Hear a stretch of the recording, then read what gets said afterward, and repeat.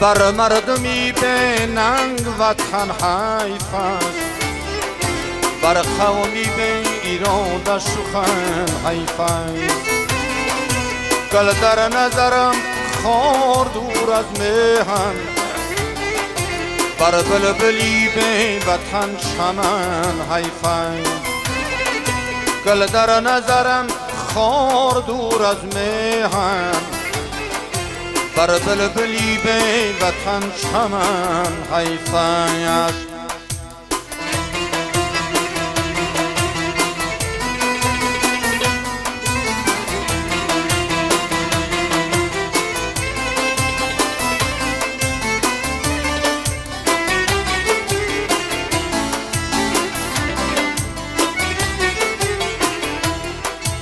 شکرانه بجای آن کی به دردی، به یادی دلی خیش بودن حیف است.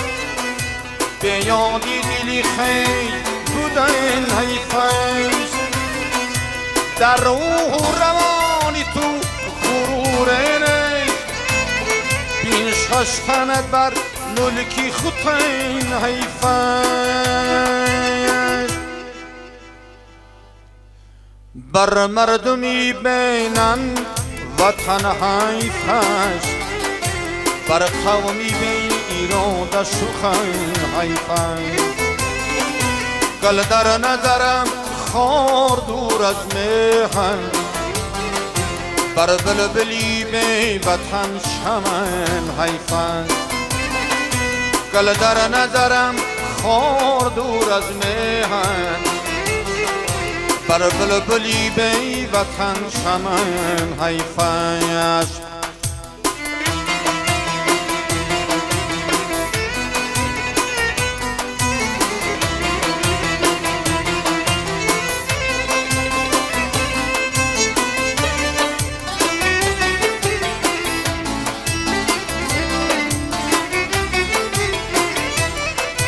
مرده کی بزن هیچ ندارد میر، راهش به شرای دلی زن حیف است.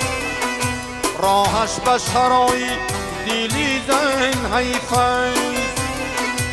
در روح و روانی تو غرور نیست، این ششتنت بر ملکی خودتین حیف است. بر مردمی بینن وطن حیف است، بر قومی به ایران سخن حیف است. گل در نظرم خار دور از مهن، بر بلبلی به وطن چمن حیف است. گل در نظرم خار دور از مهن، بر بلبلی به وطن چمن حیف است. بر مردمی به ننگ وطن حیف است.